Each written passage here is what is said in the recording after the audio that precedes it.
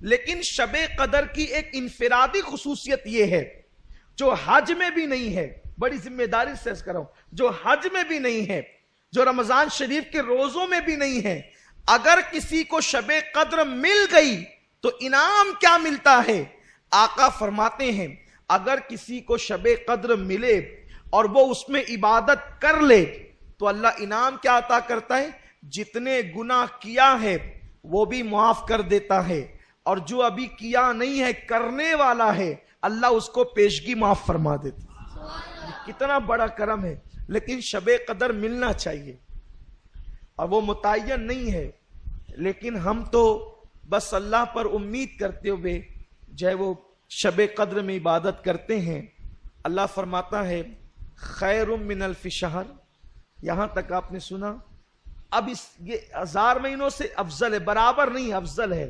پھر فرماتا ہے تنزل الملائکہ والروح، اور اس رات فرشتے آتے ہیں اور جبریل علیہ السلام آتے ہیں اور کیا کرتے ہیں؟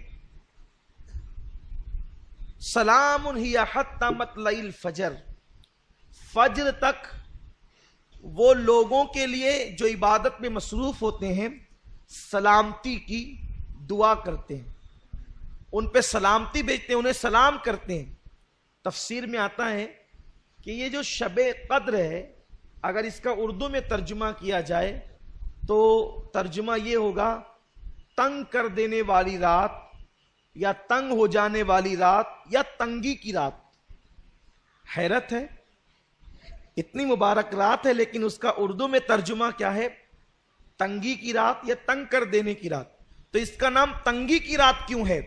تو حدیث پاک میں آتا ہے کہ آسمان سے اتنے فرشتے زمین پہ آتے ہیں کہ زمین تنگ ہو جاتی ہے فرشتوں کی تعداد کی وجہ سے، اسی لیے اس کو تنگی کی رات کہتے ہیں۔ فرشتوں کی وجہ سے زمین تنگ ہو جاتی ہے، یعنی قدم رکھنے جگہ نہیں رہتی فرشتوں کو۔ اور فرشتے کیوں آتے ہیں؟ وہ رات بھر مصافحہ کرتے ہیں، مغرب سے لے کر فجر تک۔ کن سے؟ عبادت کرنے والوں سے۔ فرشتے مصافحہ کرتے ہیں، فرشتے زیارت کرتے ہیں، تمہاری دعاؤں میں شریک رہتے ہیں۔ اور بعض مفسرین نے تو یہ بھی بتا دیا کہ فرشتے مصافحہ کرتے ہیں، اس کی نشانی اور علامت کیا ہے؟ فرماتے ہیں اگر شب قدر میں عبادت کرتے ہوئے تمہاری آنکھوں سے آنسو جاری ہو جائے، یا بدن پر خوف کی کیفیت طاری ہو جائے، یا عبادت میں کیف و سرور ملنے لگے، تو سمجھ جاؤ کہ اب وہ وقت آ گیا ہے کہ فرشتے تم سے مصافحہ کر رہے ہیں، جبریل امین تم سے مصافحہ کر رہے ہیں۔ اور یہ جبریل اور فرشتے شب قدر میں کیوں آتے ہیں؟ یہ بھی ایک خاص بات ہے۔ حدیث پاک میں آتا ہے کہ فرشتے اور جبریل پورا سال بھر اللہ سے دعا کرتے ہیں، اے اللہ مولا ہمیں زمین پہ جانے دے اور ہمیں ان لوگوں کی زیارت کرنے دے جو ہم سے بہتر عبادت کرنے والے ہیں، ہم سے اچھی عبادت کرنے والے ہیں۔ حیرت ہے، فرشتے آخر ہم ان سے بہتر عبادت زمین پہ کون کر سکتا ہے؟ تو فرمایا گیا ہم کچھ ایسی عبادتیں کرتے ہیں جو فرشتوں کے بس میں نہیں ہے۔ وہ عبادتیں کیا ہے؟ وہ عبادت ہے رشتہ داروں کے ساتھ صلہ رحمی کرنا، محتاجوں کی مدد کرنا، صدقہ دینا، بیماروں کی عیادت کرنا۔ حتیٰ کہ یہ عبادت کہ اگر تمہارا بچہ سو رہا ہے اور اس کے بدن پر چادر نہیں ہے تو اس کے بدن پر عذرائے شفقت چادر ڈال دینا، یہ بھی عبادت ہے، یہ فرشتوں کے بس کی نہیں ہے۔ روایتوں میں آتا ہے اگر تمہارا بچہ سو رہا ہے، وہ چادر پھینک دیا، تم نے چادر اس کے اوپر اڑا دیا، تو بھی اللہ تمہاری مغفرت فرما دیتا۔ فرشتوں کے بس کا نہیں ہے وہ، کیونکہ فرشتوں کی تو اولاد ہی نہیں ہے، فرشتوں کا بھائی نہیں ہے، وہ صلہ رحمی کس کے ساتھ کریں گے؟ فرشتوں کی بیوی نہیں ہے، وہ محبت کس کو دیں گے؟ تو وہ کہتے ہیں مولا جو ہم نہیں کر سکتے اور تیرے بندے جو کرتے ہیں ہم سے بہتر والی عبادت، تو ہم ان کی زیارت کے لیے جانا چاہتے ہیں۔ وہ سال بھر دعا کرتے ہیں تو اللہ شب قدر میں ان کو زمین پر نازل فرماتا ہے اور وہ تمہاری زیارت کے لیے آتے ہیں۔ انسان تو کتنا خوش نصیب ہے، اگر تو صلہ رحمی کرے، لوگوں سے پیار کرے، اگر تو لوگوں سے محبت کرے تو تیرا مرتبہ کتنا بڑھ جاتا ہے کہ اللہ کے معصوم فرشتے تیری زیارت کے لیے آتے ہیں، تجھ سے مصافحہ اور تجھے سلام کرنے کے لیے آتے ہیں۔ پیارے آقا صلی اللہ علیہ وسلم کے پیارے دیوانوں، آج لیلۃ القدر ہے انشاءاللہ اللہ نے چاہت، اور شب قدر کب ہوتی ہے ایک راز ہی کھول دوں تاکہ پتہ چل جائے۔ فرمایا صوفیاء کرام نے کہ جس رات تو دل کی گہرائی سے اخلاص کے ساتھ عبادت کر، وہی رات تیرے لیے شب قدر ہے۔ شب قدر میں بھی سوتا پڑا رہے تو کیا ملے گا؟ شب قدر میں گناہ کرے تو کیا ملے گا؟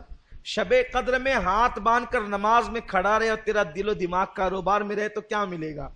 اور اگر تو نے 2 رکعت نماز کسی رات میں دل کو حاضر کر کے اس کی محبت میں پڑھ لیا تو وہی تیرے لیے شب قدر ہے۔ اس لیے آج کی رات ہمیں عبادت میں گزارنا ہے، اور میں بھی چاہتا ہوں کہ حالانکہ علم دین سیکھنا سکھانا یہ نفل عبادتوں میں بہت بڑی عبادت ہے، لیکن ہم نے اپنی محفل کر لی ہے، اور کل پرسوں بھی محفلیں ہوگی، زندگی رہے گی تو بیانات کی محفلیں ہوتی ہی رہے گی۔ تو میں یہ چاہتا ہوں کہ ہم اور آپ اپنی ضروریات سے فارغ ہو کر پھر سے مسجد میں آئیں۔ ٹھیک 1 بجے انشاءاللہ ہم جو ہے وہ قیام اللیل کی تیاری کریں گے، اور اس کے بعد تھوڑی دیر قیام کرنے کے بعد اللہ جتنی توفیق دے اتنی عبادت کرنے کے بعد پھر ذکر ہوگا، اور خاص طور پر تصور مدینہ میں دعا ہوگی۔ انشاءاللہ تصور مدینہ میں جو دعا ہوگی وہ کیبل پہ نشر کی جائے گی، تاکہ جو خواتین عورتیں ہیں وہ اس دعا میں شریک ہو سکے اور اس دعا کی برکتوں سے مالا مال ہو سکے۔ اللہ تعالیٰ مجھے آپ سب کو شب قدر کی برکتوں سے مالا مال فرمائے، اور اللہ تعالیٰ ہمیں پوری رات کثرت کے ساتھ عبادت کرنے کی توفیق عطا فرمائے۔ اپنی اپنی دعائیں بھی کریں، کچھ تلاوت بھی کر لیں، اور پھر اگر کوئی ضرورت ہو تو اس سے فارغ بھی ہو لیں، اور جلدی سے مسجد میں آ جائیں تاکہ ہم وقت مقررہ پر ساری عبادتیں کر سکیں۔